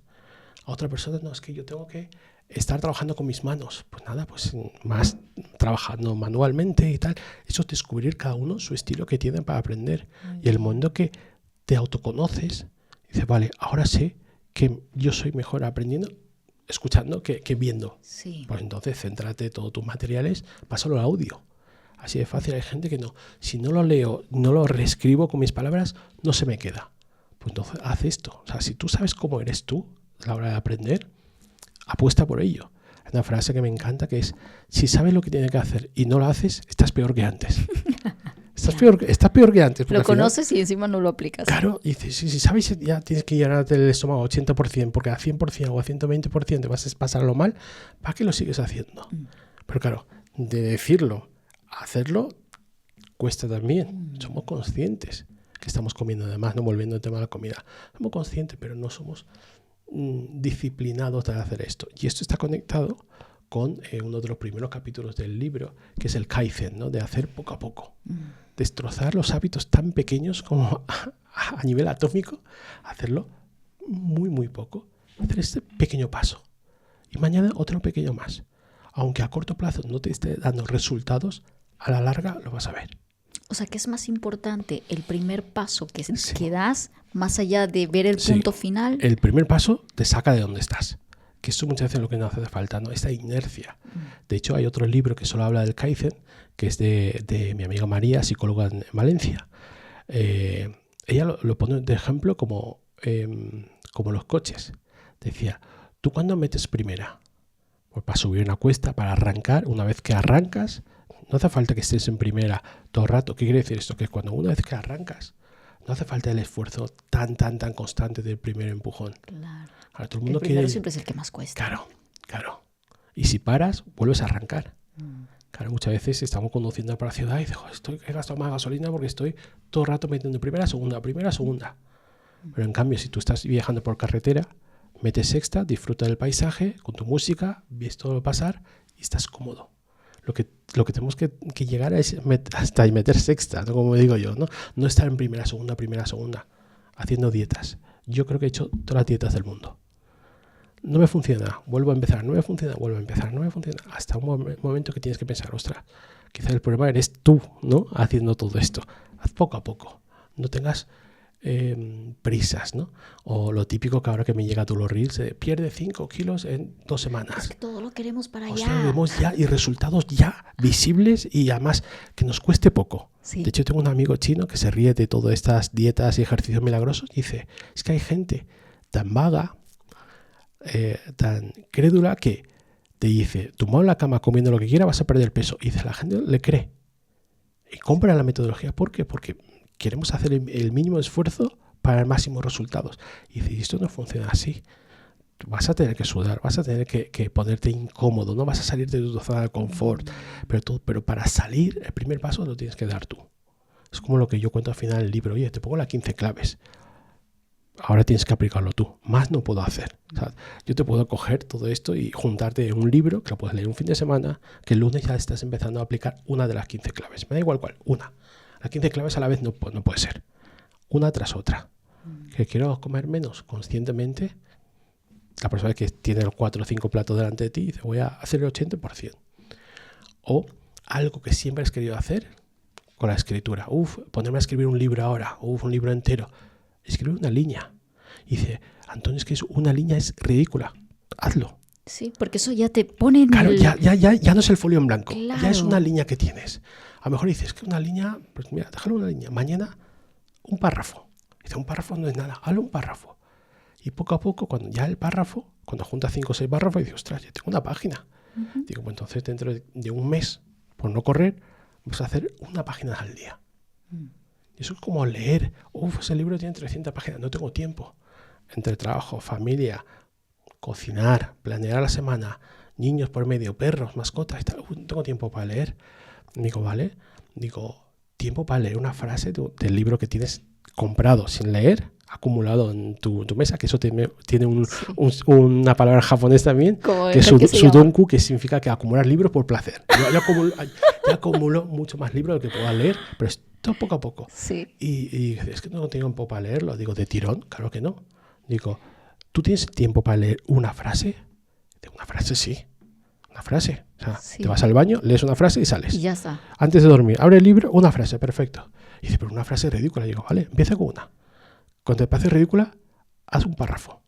Y cuando el párrafo ya te parece ya demasiado fácil, una página. Una página. Un capítulo, 10 páginas. 10 páginas, tienes tiempo de sobra para 10. Claro. 10 páginas. Esta que tiene 300 páginas, pues... Es que... Claro, sí. Pero ojo, pero fijaros lo bueno de leer libros, ¿no? Que a mí me gustan los libros, o escuchar podcasts, o consumir información, que al final perdemos tiempo sí o sí haciendo scrolling. Pero es que una barbaridad. Y además está hecho justamente para que nos enganchemos, ¿vale? O sea, esto ya no hay remedio. Aprovechado para bien. Es decir, si tu feed, ¿no? El algoritmo detecta que te gusta cierto tipo de contenidos, te va a retroalimentar con esto. Y aunque sea un minuto de TikTok, un minuto de Reel, vas a aprender algo. O sea, esto es lo que yo he puesto, ¿no? Por el microlearning, que hay un capítulo que hablo de esto. O sea, intenta configurar todo lo que te entra información. Por menos, hazlo que sea juntando el aprendizaje. Y el aprendizaje, el microlearning, ¿hacia dónde estás indicando? Hacia la meta de mi Ikigai. ¿Qué quieres ser? Por ejemplo, yo, facilitador intercultural, pues todos los contenidos tienen que ver con esto. No te busques perritos, gatitos. Claro, que eso está muy bien. No. A mí me llega mucho perritos, gatitos, que está muy bien, me encanta. De hecho, yo soy amante de los animales. Pero también configura una parte de cosas que te puede interesar. Por ejemplo, Netflix, ¿vale? Un capítulo más. No, ponte una charla TED. Claro. Que es más didáctico, ¿no? Sí. Una charla mía, un podcast tuyo, ¿no? Esto aprendes algo. Igual con la lectura. Me gustan las novelas románticas, la gente más joven, ¿no? Digo, vale, intercala cada 3 libros de novela romántica, mete uno de desarrollo personal, que te va a ayudar. A la larga te va a ayudar. Muy bien. Igual que, por ejemplo, no, es que lo mío es, me lo invento, cualquier cosa súper especializado de derecho, o sea, de minerías, o sea, lo que sea, ¿vale? Pues, ¿hay bibliografía sobre tu mundo? Sí. ¿Cuántos hay? 100 libros a lo mejor. 60, vamos a poner 60. De cualquier especialidad, yo creo que con 60 libros te puede convertir en experto. Sí. 60 libros, vale, pues ¿eres capaz de leer un libro cada mes? Estamos hablando de 30 días, ¿eh? Y de 30, bueno, uno cada 2 meses, vale, te compro. Y además te resto un mes. Vas a leer 5 libros al año. En 5 años habrás leído 25 libros. O sea, 25 libros de tu sector. Te digo yo que ya has leído por encima de la media de las personas que trabajan en tu sector. Y te juro que cuando llevas un ritmo de un libro cada 2 meses, dirás, voy a hacer un libro al mes. Luego tendrás 2 libros al mes. O sea, yo conozco gente que lee horizontalmente 4 libros al mes, que me parece ya demasiado. Claro. Pero yo un año me puse en serio y digo, ostras, 40, 50 libros es fácil. O sea, fácil entre comillas. Eliges también, ¿no? Y libros un poco más parecidos, libros que tengas algo que ver, ¿no? Y de repente, digo, ostras, he leído 30 libros fácilmente. Siempre encaminado a tu Ikigai, a lo que tú quieres hacer. Claro. Yo me leía libros, me acuerdo el año que lo contabilicé mucho, yo estaba en el mundo del fútbol. Pues me había leído 10 libros sobre el fútbol. Desde biografías hasta jugadas, hasta entrevistas de la radio con gente jugadora o gente técnica, ¿no? Filosofía de los entrenadores. Mira, 10 libros, aprendí bastante. Luego tenía 10 libros de desarrollo personal, que siempre leo desarrollo personal, y 10 libros sobre el mundo asiático, por el tema de la interculturalidad. Terminaba los 12 meses, tenías una pila de libros, que lo publiqué creo en las redes, y dije, he aprendido mucho. Solo de libros, luego aparte de la experiencia, luego aparte de los vídeos, de los podcasts. Ahora, tú tienes que enfocar a lo que los chinos decimos huo dao lao, xue dao lao. Significa que vivir hasta la vejez y aprender hasta la vejez. Wow, aquí ya no hay licenciatura ni exámenes que aprobar, que reprobar. ¿Y cómo mantenemos esa mente de aprendiz hasta el final? O sea, esto es poco a poco, es poco a poco. Es que es la curiosidad e interés por mejorar. O sea, yo muchas veces digo esto porque falta tiempo, pero es que el tiempo es una falacia. O sea, tú tienes tiempo de sobra. De hecho, para el tema del ejercicio, que ahora lo he dejado, antes yo veía vídeos y tal, gente dice ejercicio para perezosos, que es el HIIT, ¿no? Para el cardio y tal. Con de esos 10 minutos intensos. Y... 10 minutos, yo hacía 4. No 10, 4. y notaba los resultados. Al principio lo hacía, llegué al 2, paré el vídeo. No aguanto más. No me daba más el cardio. O sea, me apoyé a la bañera, porque encima yo lo hacía a escondidas, no quería que nadie me viera. Estaba en media del baño, haciendo esto, con la música. Mi mujer, ¿qué estás escuchando? Digo, no, estoy con mis ejercicios, ¿no? Puerta cerrada. Y a los 2 minutos tuve que parar el vídeo y decir, o sea, qué mal estoy. Saliendo del COVID, ¿no? Desde la época del COVID. Digo, hostia, qué mal estoy. Digo, si pillo el COVID, la palmo, o sea, no sobrevivo.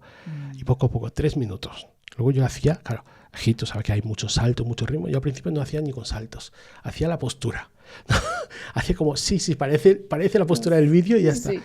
Y claro, y poco a poco, digo, o sea, puedo aguantar el ritmo del vídeo 4 minutos, ¿eh? Luego digo, mira, la puedo hacer ya con ritmo, saltando, todo esto. Y poco a poco hacía 4 veces al día. Sin darte cuenta, con el tiempo, hacías 4 veces al día. Salía de pasear con mi perra y volvía. Salía y hacía 4.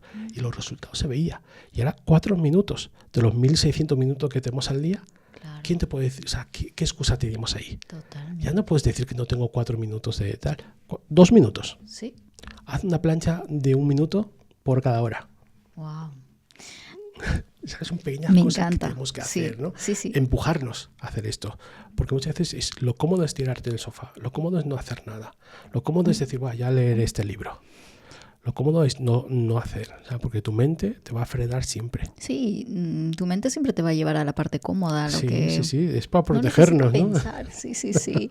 ¿Cómo, Antonio, desarrollamos la fortaleza interna, mental, nuestra resiliencia? ¿Qué nos dice la cultura oriental de esto? Yo tengo un capítulo que hablo de esto, ¿no? Y además abro con una pregunta: ¿quién nos ha roto alguna vez? Muchas veces, ¿eh? Y tú que has tenido terapeutas, psicólogas sobre estos temas, yo cogí este tema porque también me he roto muchísimas veces, y hace tiempo escuchaba la palabra kintsugi, que es esas piezas de cerámica japonesas que tiene unas grietas rellenadas con laka urushi y luego pintado en oro, que son preciosas, que son piezas únicas. Hostia, qué bonita que es esto, ¿no? Empecé a investigar y justamente era esto, ¿no? El general japonés que tenía 2 tazas en su día, ¿no? Súper apreciada, 2 tazas para el té, se le cayó, dijo, ¿ahora qué hago? ¿No? Pues lo mandó a China a que lo volviera a arreglar, ¿no? Para la porcelana en su día, la China, estoy hablando de hace mucho tiempo. Y los chinos le pusieron 2 grapas funcionales, pero feas. Cuando volvió a mirar las tazas, dice, esto es una mierda. Eso ha perdido la esencia, que lo más bonita que es la cerámica y tal.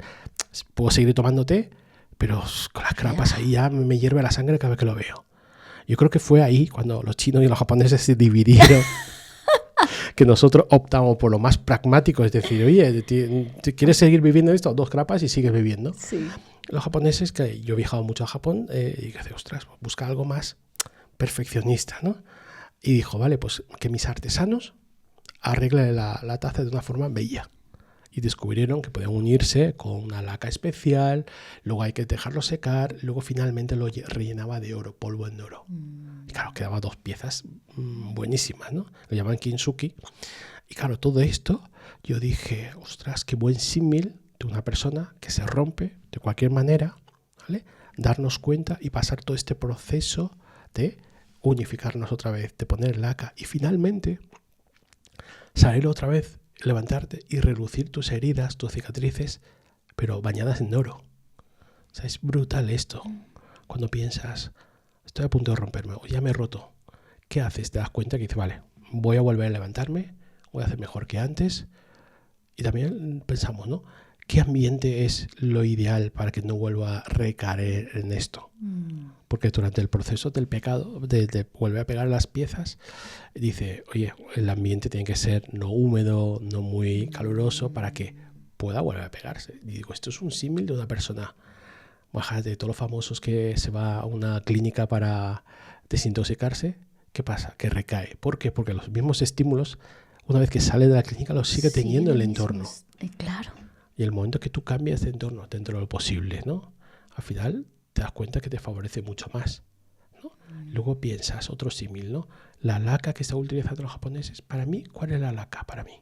De volver a a ponerme en mi sitio. ¿Es mi familia? Es lo contrario mi familia muchas veces, ¿no? Que nos alejamos de la familia y dices, ostras, qué bien estoy. Pero cuando paso tiempo en familia, qué mal estoy, ¿no? Darte cuenta de esto. O los típicos amigos tóxicos o parejas tóxicas. Dices, si me alejo de esta persona estoy mejor.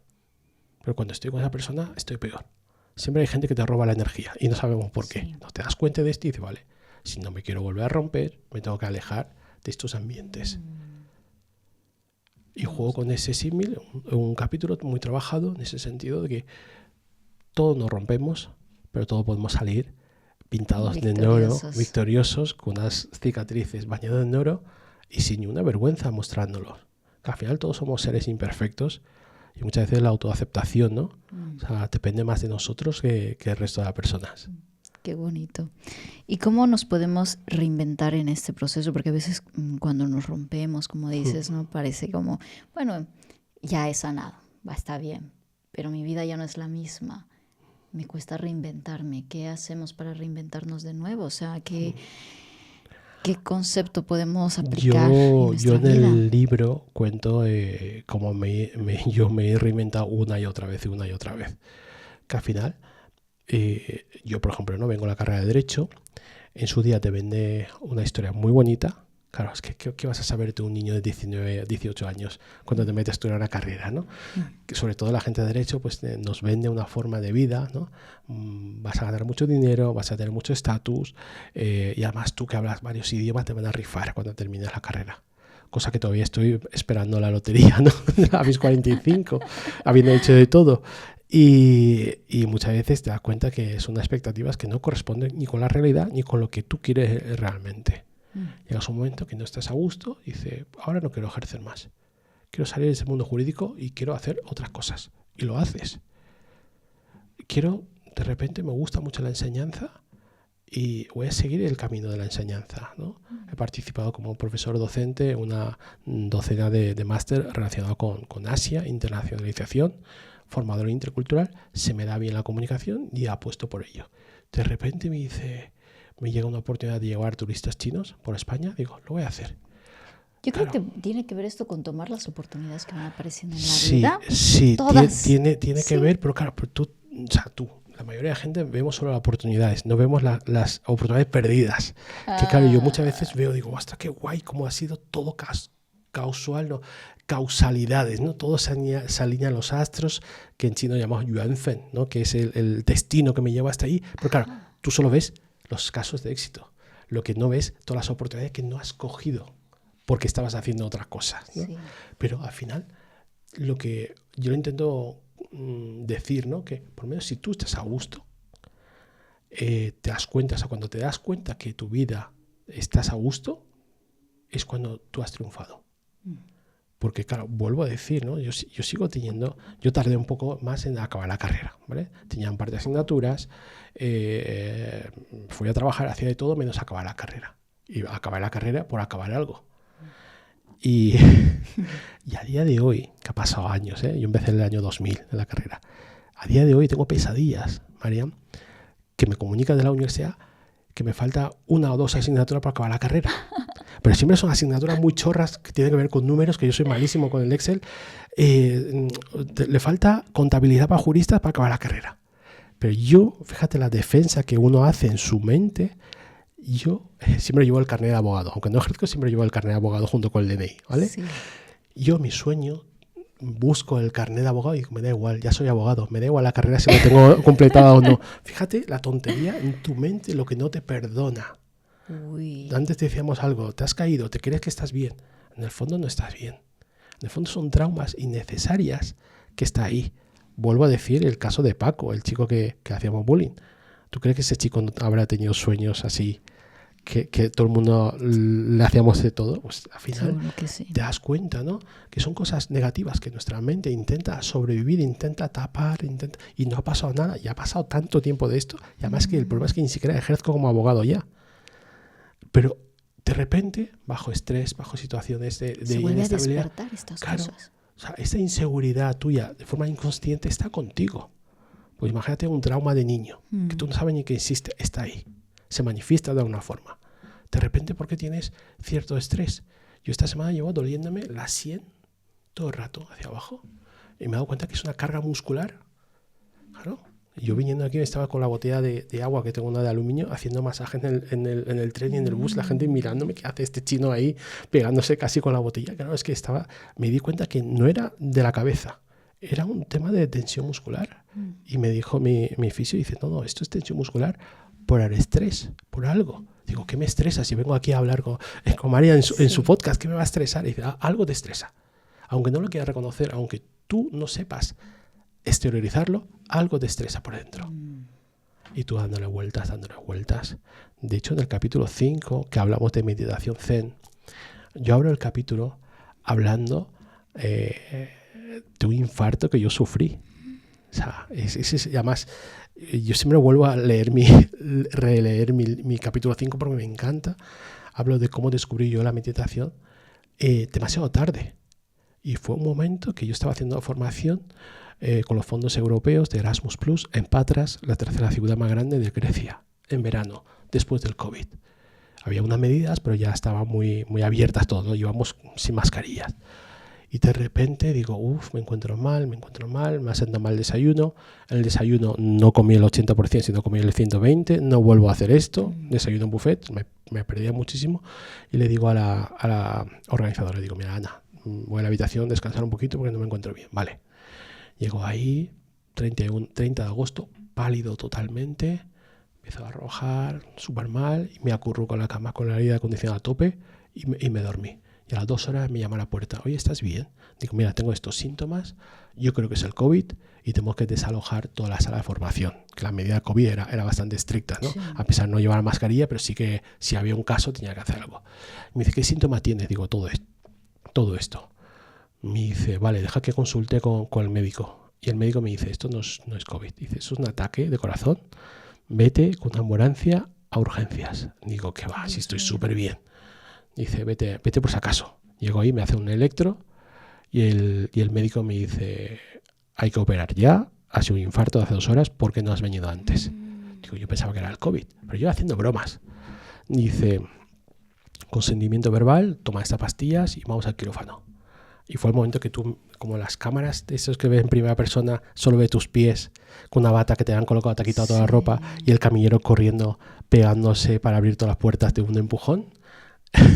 2 minutos duró eso, llegué al quirófano y me operaron. Si esto hubiera sido hace 10 años, hubiera sido corazón abierto. Pero menos mal que hemos avanzado mucho en la medicina y me metieron una cosa por aquí y poco a poco, y además el médico hablaba inglés, el médico griego, y me adelantaba por 5 segundos lo que yo iba a sentir en mi cuerpo para tranquilizarme. Ahora vas a sentir algo que se mueve dentro de la vena. Yo, ¿qué hice? Y de repente digo, ay, mira, lo estoy notando. Claro. Brutal. Y además que yo en momentos incómodos empiezo a contar chistes malos. Claro, es que al final me lo dijo una terapeuta. Dice, no, es que tú en situaciones incómodas tiras balones fuera, parece que no quieres hablar de esto, pero estás jodido, ¿no? Y yo haciendo chistes. Menos mal que era inglés, que los chistes malos en inglés me acaba enseguida el catálogo que tenía. Y creo que yo recuerdo, antes de quedarme ya inconsciente, algo le dijo el médico a la enfermera, que luego sospeché que era subirle la dosis de tal para que se caiga. Por favor, tu hermana sí, dice, duerme ese señor. Y hombre, me estás distrayendo con sus chistes malos. Porque, claro, yo llevaba anillos de casado, esta mano, y dice, vale, te tengo que quitar todos los anillos que llevas y tal. Digo, vale, pero no se lo digas a mi mujer. Y dije, ¿qué te estás hablando de este chico? Pero así, con chistes muy malos, wow. cada vez peor, hasta que digo, mira, súbele la anestesia, si no acabamos aquí. Y ha perdido la noción del tiempo. Luego, cuando me despierto, ya era el hospital universitario de Patras, ¿vale? ¿Qué pasa? Que estoy varios días en la UCI y venía estudiantes de último curso a verme, a hacerme preguntas con la doctora y tal. Ahora, las típicas preguntas, oye, ¿tú fumas? Digo, yo no fumo. ¿Tú bebes? Digo, hace años que no bebo. Antes, cuando negociaba con China o salía de fiesta cuando estudiaba, sí que me bebía algo de más, pero tampoco era bebedor habitual, ¿no? Salía de fiesta, bebía, ¿no? Relacionamos la fiesta con la bebida. Y me dice, ¿haces ejercicio? Y yo con mi móvil le digo, mira, hago 7 kilómetros todos los días con mi perro. 7 kilómetros, a veces 10, la media era 10 durante ese verano. Y me dice, eso es el estrés. Claro, cuando no saben qué decir es el estrés, que tiene razón. O sea, siendo emprendedor, ¿no? Persona emprendedora, siendo que muchas veces estamos trabajando aquí y para allá, hay mucho estrés acumulado de años.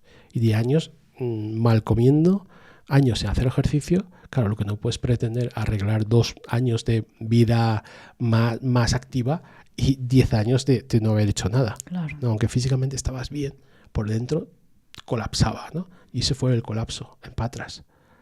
El momento que menos me esperaba. Cuando mejor estaba forma física, colapsé. Imagínate. Y cuando llegué aquí, lo mismo, la misma pregunta con el cardiólogo de aquí. Y el cardiólogo de aquí, de Valencia, me dijo, oye, y vosotros no tenéis las cosas que tal. Digo, ¿nosotros quiénes? ¿No? Dice, no, los asiáticos, los chinos, en la meditación, esto, lo otro. Y fue él que me recordó esto, ¿no? Y dije, ostras, pues voy a intentar probar esto, ¿no? Y al principio no llegabas a concentrarte, pero poco a poco haces los minutos. De hecho, fui incluso a un retiro de budistas del Tíbet que hay en Valencia, y el maestro me enseñó muchísimo. Y dije, vale, voy a intentar hacer esto para calmarme. Porque tomo mucho lo que dices, porque creo que una de las mayores resistencias que tiene la gente que no conoce o no es cercana a la meditación precisamente es que, es que esto del silencio, esto de... El silencio nos incomoda. Exacto. O el ser zen, ¿no? El concepto de zen es estar completamente tranquilo, no tener ningún pensamiento negativo. Sí. Y digo, esto es Eso difícil. Al principio cuesta, pero cuando te relajas, te tranquilizas, llegas a momentos, ¿no? de no alcanzar a la nirvana, que eso ya es algo para nivel maestro, pero sí sentir esa paz que realmente tu cuerpo y tu mente necesita. Y es algo maravilloso cuando llegas a ese momento que dices, ostras, si con 2-3 minutos ya estoy como súper pacífico, de bajar la presión arterial, te ayuda a todo, o sea, es todo. ¿Qué te ha ayudado a ti? ¿Qué te ha ayudado a ti a conectar con la meditación? Pues a mí me ha ayudado mucho de tranquilizarme, de bajar las revoluciones, sobre todo los días que voy de más, bajar esto. Pero claro, no soy consciente. Muchas veces dejo de practicar durante un tiempo y de repente digo, ¿por qué te duele el cuello? ¿Por qué todo esto? Claro, vuelve la excusa, es que no tengo tiempo de frenar. Que cuando no tienes tiempo de frenar, pasas de frenada. Que al final esto es volver a integrar esta parte, ¿no? Como un hábito y seguir haciendo todos los días. Es como lo de escribir un poquito todos los días, una frase mínimo, ¿no? Y es algo así que yo lo cuento en el capítulo 5 y la verdad que lo leí hace poco y me gustaba mucho, ¿no? Digo, Oscar, estás contando algo con humor, pero casi no lo cuentas. Claro. Casi no lo cuentas. Es que ya es un momento que dices, ostras, no me di la cuenta de la gravedad de lo que me pasaba hasta que salí del hospital. Imagínate. Y dije, ostras, pues igual casi me quedo aquí. Wow. ¿Sabes? Y esto lo puede pasar a cualquier persona que piensa que está bien y tal, y de repente por estrés, por lo que sea, sale esto, ¿no? Imagínate. Antonio, me ha encantado esta conversación y aquí muchas gracias a ti. Yo creo que se han abierto muchos temas interesantísimos a seguir profundizando, que vamos a dejar que la gente opine acerca de esto y que más le gustaría aprender de todo lo que nos has traído, que es un montón de sabiduría, de conocimiento. Hay 15 claves en el libro. Y para seguir profundizando. Pero antes de cerrar este episodio, Antonio, me gustaría que nos puedas compartir si hay solo una cosa que una persona que no conocía hasta este momento nada de la cultura oriental, podría empezar a aplicar para transformar su vida. ¿Qué de todo lo que hemos hablado empezaría? Yo empezaría por el Ikigai, ¿no? Que es identificar lo que realmente quieres hacer en tu vida. Que es difícil, que no es fácil, es difícil, que esto va cambiando, pero por lo menos tiene esta brújula marcada hacia una dirección. Y el momento que tenga marcada hacia dirección, aunque no sea definitiva, porque muchas veces a lo largo de tu vida, ojalá encontrarás tu Ikigai desde un principio y lo llevarás a la excelencia, ¿no? Como el título del libro, ojalá camines todo este camino. Pero igual llega un momento que dices, esto no es mi Ikigai, voy a cambiar, lo puedes cambiar también. Pero mientras que tengas esa brújula, ¿no? Indicándote a dónde tienes que ir, ya puedes empezar a trabajar con el resto de claves. Y la segunda clave sería el Kaizen, hacerlo poco a poco. No intentes cambiar tu vida de la noche a la mañana. Haz algo que tu cuerpo, tu mente no ofrezca resistencia y tira para adelante, paso a paso. El primer paso no llegarás lejos, pero te saca de donde estás. Sí. Y con salir de esto, tu mente cambia. Tu mente cambia. Leyendo una sola línea de un libro, tu mente cambia. Tú me dices, esto es ridículo, mañana voy a hacer 2 líneas. Y sin darte cuenta estás leyendo el libro entero. Y sin resistencia, que es lo que buscamos, que no ofrezcamos resistencia a los cambios. Wow.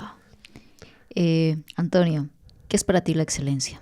La excelencia para mí es muy buena pregunta. De hecho, cuando llegamos al título del libro, barajamos muchísimas opciones y al final quedamos con el camino de la excelencia. Porque al final la excelencia no es un destino final, es el camino en sí. Que la gente dice, ¿cómo puedo alcanzar la excelencia? Digo, jamás. Vas a hacer, para mí es hacer lo mejor que puedas con los conocimientos y herramientas que dispones ahora mismo. Ahora mismo me dices, ¿este libro a día de hoy, si vuelves a escribir, lo puedes hacer mucho mejor? Sí. ¿Por qué? Porque tengo 2 años más de experiencia y tengo 2 años más de herramientas que en su día no tenía. ¿Lo puedes hacer mucho mejor? Sí. Si me hacen la misma pregunta dentro de 5, ¿te voy a decir lo mismo? Sí. Sí. Al final, nunca somos la misma persona de ayer, ¿no? Claro. Y hay muchísimas eslogans o mantras que me gusta. Es justamente ser mejor que tu versión anterior. Sí. De forma inconsciente. Vamos a mejorando, avanzando esto hasta cierto punto. Que hay muchos autores consagrados que no vuelven a leer sus obras porque dicen, parece ridícula, es mi primera obra o segunda obra. Y me está pasando esto, ¿no? Digo, ahora mismo este capítulo lo haría más largo, más corto, pero al final era el momento de sacarlo. Sí. Y eran los conocimientos que yo tenía. Puse todo lo que yo sabía en ese momento. Que ahora sé más. Sí, puedo hacer un epílogo, puedo hacer un bonus y tal, pero al final son cosas que es el mismo concepto. Lo que me orgullece de este libro es que no profundizo, ¿vale? Te doy mascado lo que es el concepto y si tú quieres profundizar te recomiendo 3, 4, 5 libros más para que te hagas la experta tú sobre ese tema. Yo te muestro lo que es. Si te interesa, profundiza tú. Si no te interesa esto, a lo mejor el tema de la comida, tengo muchas amigas y dicen, no, es que yo ya como un 70, un 80, nunca me lleno. Digo, perfecto, este capítulo no es para ti, pero quizás otro claro, capítulo sí. Otra área de tu vida que necesitas mejorar. Claro, y hay gente que coge los 15 capítulos y dice, mira, esto me hace falta, esto me gusta y esto voy a profundizar más. Muy bien. Adelante con esto. Yo no conozco a nadie a día de hoy que haya empleado las 15 claves. Ni siquiera yo, ¿eh? O sea, porque hay cosas que digo, claro, esto puede entrar, pero a mí no me ha hecho falta porque de forma natural ya lo he hecho. Estamos en el camino a la excelencia. Claro. Y hoy siempre vas a ser la mejor versión de lo que eras ayer. Sí, y este es el mejor momento. Para mí esa es la lección. Hoy es el mejor momento para hacer las cosas. De hecho, uno de los eslogans que más me gusta de una marca famosa de deportes, ¿no? Sí. Que era Yesterday you said tomorrow. O sea, me encanta. Ayer dijiste mañana. Claro, si tú vuelves a leer esto, siempre es decir, oye, que ayer dije mañana. ¿Y cuántas veces nos ha pasado esto, María? Que dices, bueno, esto mañana. Pero que llegas mañana y dices, mañana, ¿no? Y vas procrastinando y no te viene bien. Es que hay gente que dice, es que la energía que tú gastas no haciendo esa tarea es mayor que haciéndola. Wow. Es verdad, o sea, dices que esa tarea, ese mail que no queremos mandar, ese WhatsApp. Y te la pasas pensando todo el día en ese mail. ¿Cómo evitar esto? ¿Cómo evitar eso? Y de repente dices, oye, hazlo, que son 2 minutos, que no te cuesta nada. Absolutamente. Y cuando lo haces te sientes súper realizada. Y no entiendes, o sea, una vez que lo haces, no entiendes la resistencia que tenías por tardar tanto. Exacto, dices, pero ¿por qué? Si no me demoré nada, claro. ¿Sabes? Puede ser una tontería o puede ser una... Es verdad que hay gente que sí que evita ciertos temas más importantes, como una conversación pendiente con alguien importante de tu vida, ¿no? Y dices, estoy retrasando esto, no sé por qué, ¿no? Y a veces tengo que parar, pensar y decir, me voy a enfrentar a esto. Sea lo que sea, quiero cambiar esto, ¿no? Y cuando te das cuenta de ese clic, será todo mucho más fácil. Maravilloso.